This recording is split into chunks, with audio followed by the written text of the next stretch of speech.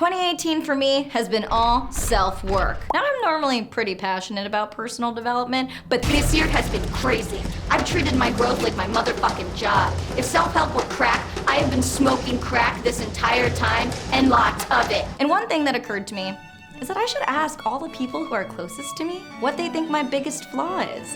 Because they know me best, and because I have no objectivity when it comes to myself. And you might be wondering, Anna, why would you do that? Do you like pain? Do you want to cry? That sounds like a terrible idea. Oh, but no, it's not. It is in fact fascinating to hear the people you love the most tell you what your biggest freaking problem is.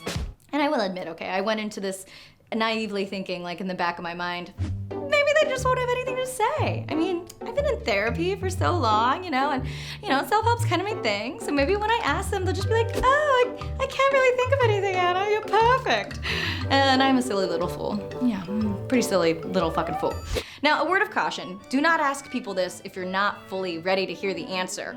I was and am really down for criticism of myself as a human being because I want to be better, and I am just naturally curious about what people think of me. And I had the time to mentally prepare to hear their opinions without any defensiveness. So though I encourage you to also seek out your flaws, don't do it if you ain't ready. So here's what they said. And the most interesting thing, I want to point it out now, is that every person I asked prefaced their flaw with almost this exact sentence. Well, I mean, it's also one of strengths, but fascinating, and I'll come back to that later. But now, friend one said, well, it's also a strength, but I would say your need to control is probably your biggest flaw. I mean, it's good because it allows you to run a set and be a boss, but whenever you feel out of control, you just spiral. That one was surprising because I kind of know I'm a control freak, but I didn't realize everyone else also knew how much of a control freak I was. Friend two said, well, it's also one of your strengths, but I feel like you kind of have a chip on your shoulder, and so you feel like you have to work so much harder than everybody else to prove that you belong there. And I don't know if it's because you're a woman or a woman of color, but it's always you're working 3 times harder to prove that you're just as good as the guys. That one really threw me. I didn't see that coming at all. But once I thought about it, I was like, oh, okay, I can totally see that. I see how that's a thing. Huh. And finally, friend 3 said, well, it's hard because I think it's a strength, but sometimes you get really obsessed. And this can be good because if you get obsessed with an idea or a project, the next time I see you, it's done.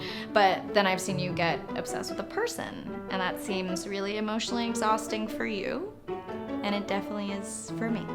Oh, I know. I'm well aware of that one, and I am working on it. But what I loved about this exercise was that it made me realize all of our flaws are probably our strengths, just the flip side of them. Because when I think about some of my friends and their flaws, I think the exact same thing. One of my friends can be super judgmental and callous and not very compassionate, but it also makes her incredibly observational, accurate about people's characters, and witty as hell.